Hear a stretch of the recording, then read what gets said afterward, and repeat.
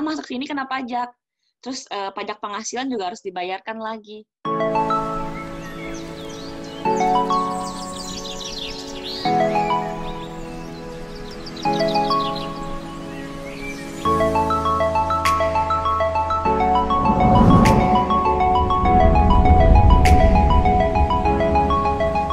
Assalamualaikum teman-teman semuanya, selamat datang lagi di channel Nelma Daan.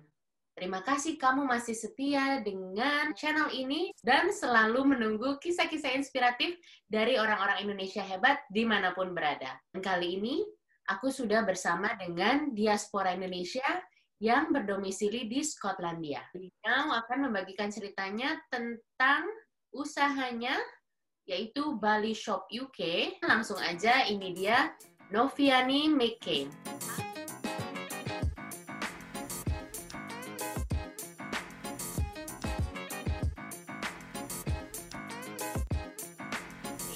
Halo Mbak. Halo Mbak. Terima kasih sudah bersedia aku gangguin nih buat minta sharingnya. Sama-sama, aku makasih banget loh diundang. Jadi Mbak, nama usaha kamu ini Bali Shop UK. Jual apa sih? Jual apa yang bisa dijual dari Indonesia.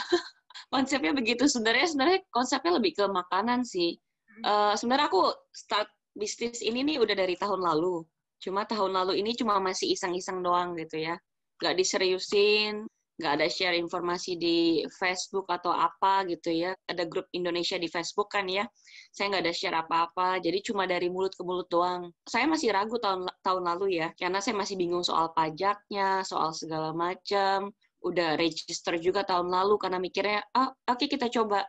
Tapi masih takut, karena juga aku rada-rada mikir nggak punya teman, ya harus dari mulut ke mulut kan. Makanya barang tahun lalu pun itu sebenarnya masih banyak banget yang nggak habis di tahun ini. Sebenarnya oke deh, nggak dilanjutin, mikirnya gitu, nggak dilanjutin. Karena udahlah, coba-coba aja, anggap aja itu uang buat coba-coba gitu ya. Ternyata awal tahun ini banyak customer yang dia dapat rekomen dari teman-temannya yang pernah beli, nanyain kapan barang baru datang. Kurang lebih sekitar 10 bulan lah setelah dari tahun lalu iseng-iseng ini baru mulai menunjukkan ada orang-orang yang mau order lagi nih. Orang-orang tahu dari temennya gitu. Makanya dari situ aku mikir, apa tahun ini diseriusin ya? Nggak dicoba kan nggak ada yang tahu. Pas tahun ini, pas banget juga kemarin lockdown segala macem kan. Banyak orang Indonesia nggak bisa pulang. Ya udah aku coba lagi nih, bawa-bawa yang di luar dari apa yang tahun kemarin aku jual. Tahun kemarin aku kan lebih ke bumbu-bumbu. Terus tahun ini mau diseriusin, oke, coba bawa maici, cuanki, segala macam. Dari situ baru mulai, oke, ternyata banyak yang pada mau. Dari situ malah jadi panjang sampai sekarang. Jadi emang awalnya sebenarnya iseng dan nggak ngelihat market dulu, nggak ngelihat orang kira-kira perlunya apa gitu. Tahun kemarin cuma modal iseng doang, tapi tahun ini udah mulai tahu, terus banyak juga customer pada happy, pada rekomenin ke teman-temannya. Jadi panjang deh. Bisa dibilang mungkin berkah lockdown. Makanya agak worry nanti kalau udah balik normal bakal tetap stabil atau enggak gitu. Jadi ini kira-kira udah berapa? Udah setahun belum? Belum. Kalau dihitung dari mulai diseriusin sih baru sekitar 6 bulan ya. Barangnya boleh disebutin nggak sih apa aja? Ada makanan, ada minyak kayu putih, ada balsem juga ada, koyo juga ada, bumbu pecel ada, kerupuk pasti ada, cemilan-cemilan. Boleh dibilang sebenarnya ini warung belanjaan Indonesia ya, pindah ke Scotland. Iya, aku sih lebih bikin ke warung ya, karena aku jualnya startnya juga nggak gitu mahal. Kayak misalkan beli kopi nih ya, biasa orang jual kopi satu renceng 10 pieces. Kalau menurut aku kan kita nggak ada yang tahu ya budget orang kayak gimana. Aku jual per 5 pieces. Kalau orang yang budgetnya mungkin cuma belanja sekitar 20 pound, mereka bisa dapat banyak kan. Banyak macam ya. Lebih ke warung sih sebenarnya emang. Apa aja ada. Yang paling dicari orang Indonesia nih apa sih? Sebenarnya sih yang paling dicari nih banyak banget yang anak muda sih ya. Anak muda pengen banget makan bakso aci. Cuma kan bakso aci ini dari Indonesia sendiri emang cuma kuat 7 hari di luar ruangan ya. Oh gitu. Kemarin-kemarin aku coba bawa ke sini, cuma aku nggak jual dulu nih. Aku coba dulu makanannya masih fresh atau enggak. Ternyata pas dicoba, asem. Jadi aku nggak jual. Untung itu aku emang nggak bawa banyak dulu. Aku utamain buat customer tetap happy lah. Jangan sampai nyampe di sana mereka nggak happy kan, barang nggak fresh. Jadi memang kamu jaga kualitas ya? Aku sih usahain jaga kualitas sejauh ini ya. Takut customer nggak happy kan. Ada customer bilang, baru kali ini dapat customer bilang, pilusnya melempem. Aduh, panik kan gitu kan. Aku sampai cobain stok yang ada di aku. Ternyata nggak melempem. Cuma aku bilang ke customer kalau itu aku kirim baru aja gitu. Kata dia nggak apa-apa, nanti aja buat next order dikipin aja gitu. Jadi menurut aku sih apa sih barang-barang kayak gitu kan kita nggak bisa coba dong. Nggak mungkin dong pilus dalam satu kemasan kita semua bawa, kita cobain satu persatu. Kalau kayak semacam bakso aci kan emang kita tahu nih cuma bisa 7 hari di luar ruangan.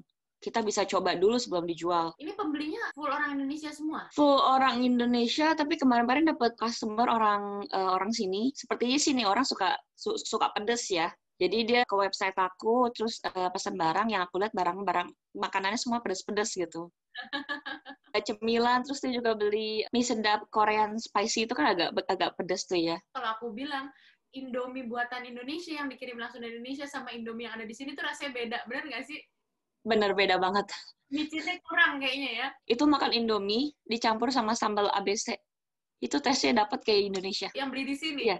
Ya, yang beli di sini. Makanya jadi micinnya masih berasa gitu. Oh, boleh juga tuh ya. Habis kadang ya, itu yang bikin kangen kan. Kamu ini milih produk yang kamu mau jual di sini gitu ya. Maksud aku, apakah karena kamu udah pernah nyoba barangnya, jadi kamu mau kirim ke sini untuk dijual, atau kira-kira memang orang-orang udah bilang dulu nih, barang ini nih mau dong gitu? Kebanyakan sih barang-barang yang emang aku udah tahu, tapi beberapa barang yang nggak aku tahu, aku biasanya udah mulai kirim sampel sih ke keluarga aku buat cobain dulu di Indonesia. Tapi juga sometimes aku baca review orang mengenai barangnya gitu.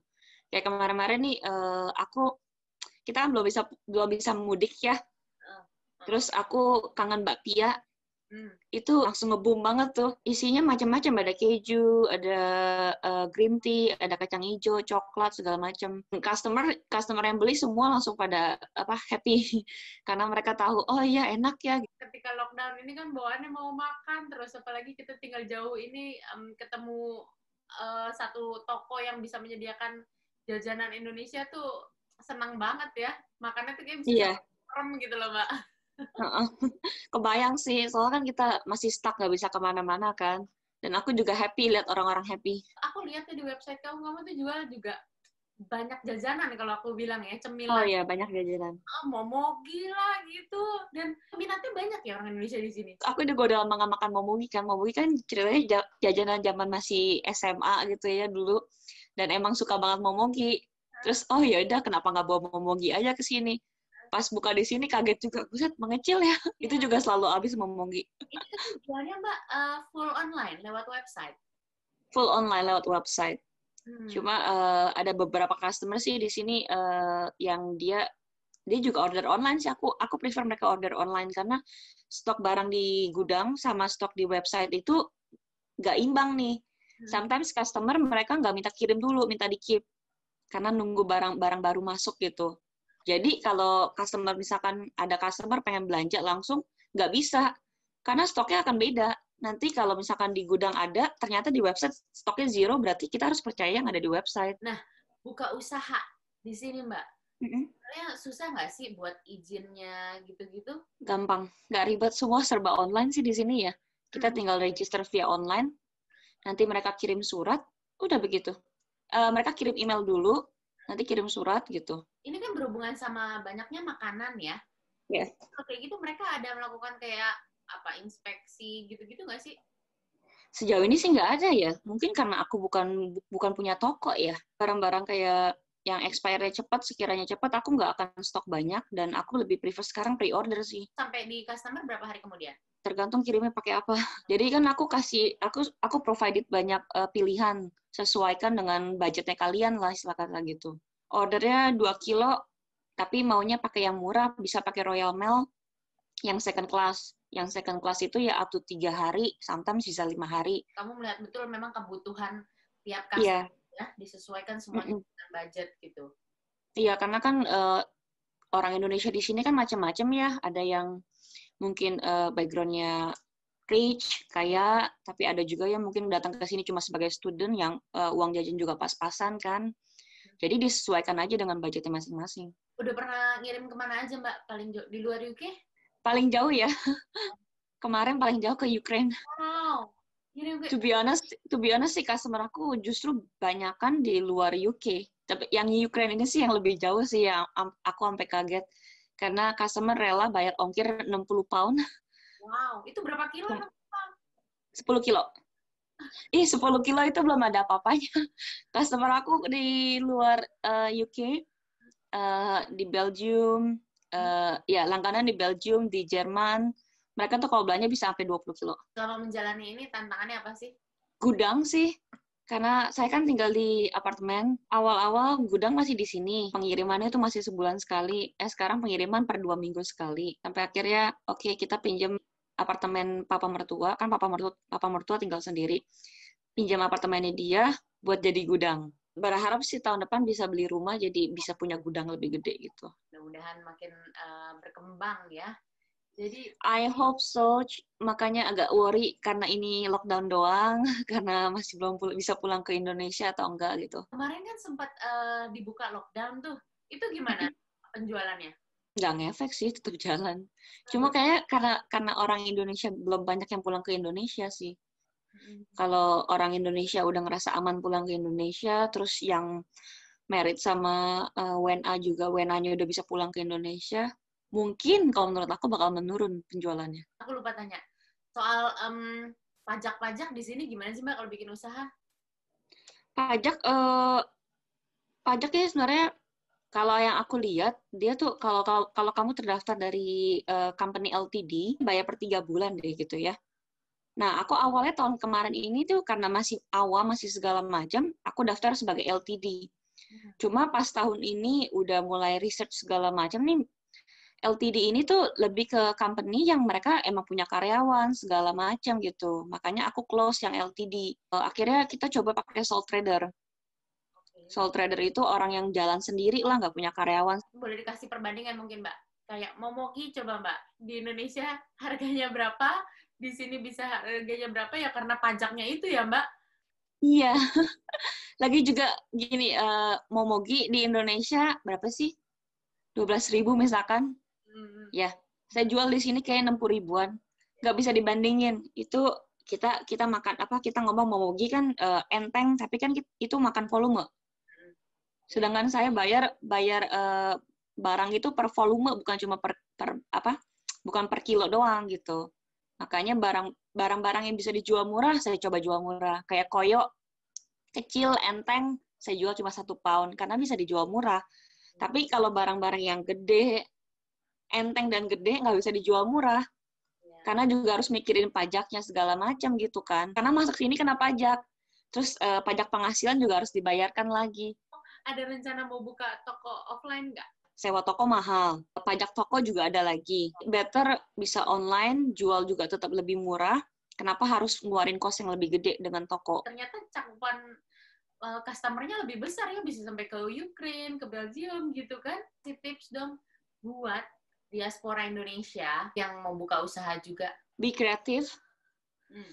Terus tahu marketnya dulu seperti apa, harga bakal jual sekiranya seperti apa, terus bikin sistemnya, terus pastiin customer harus nomor 1, customer happy, reviewnya harus bagus, segala macam. Kalau emang, aku juga beberapa kali ada missing barang, aku kirimin ulang ke customer gitu.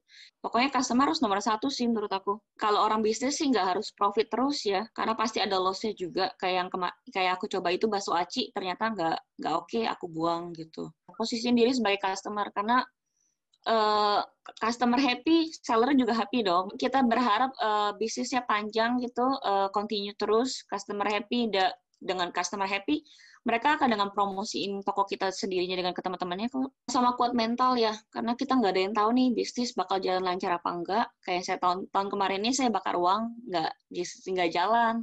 Bahkan barang-barang yang masih ada saya kasih gratis ke orang nih. Jadi customer cuma beli 10 pound, saya kasih gratisnya banyak gitu. Karena kan dibandingkan barangnya expired terus masuk tong sampah, lebih baik dikasih orang gitu. Jadi namanya kita coba sesuatu hal yang baru nih, kita bukan kayak orang kerja yang punya penghasilan tetap tiap bulan berapa. Kita harus dari awal harus sudah siap mental kalau barang kita nggak laku gimana, kalau barang keburu expire kayak gimana. Kayak begitu. Kalau saya pribadi sih prefer mendingan di diskon abis-abisan gitu. Yang penting dapat uang balik dikit, sekalipun gak ada untung, rugi nggak apa-apa, dibandingkan jadi tong sampah. Kalau emang udah di diskon abis-abisan barang yang nggak habis juga, mending kasih gratis ke customer. Jadi mubazir. Iya. Bisa jadi manfaat buat orang lain kan. Wah, keren banget. Jadi ini warung jajanan Indonesia di Skotlandia. Oke, Mbak Novi, kalau gitu makasih banyak sharingnya ya. Ini mudah-mudahan teman-teman nanti yang lihat bisa juga lihat langsung. Kemana Mbak kalau mau belanja? balishopuk.com. Oke lah, kalau gitu Mbak, sukses terus warung jajanannya. Mudah-mudahan bisa one day jadi Asian shop mungkin kan. Wah. Masih panjang kayaknya, mungkin 5 tahun lagi, nggak mungkin. Ya, mudah-mudahan pokoknya apapun itu sukses terus dan kualitasnya tetap bisa memuaskan customer-customer. Gitu, Amin, thank you so much ya. Aku juga terima kasih banyak ya Mbak udah sharing. Itu stay safe ya Mbak, mudah-mudahan makin lama. Ya, you too ya. Dan enjoy your lockdown. Dan nanti kita berkabar-kabar lagi ya Mbak. Thank you ya. Thank you. Bye-bye. Thank you teman-teman semuanya. Assalamualaikum. Dadah.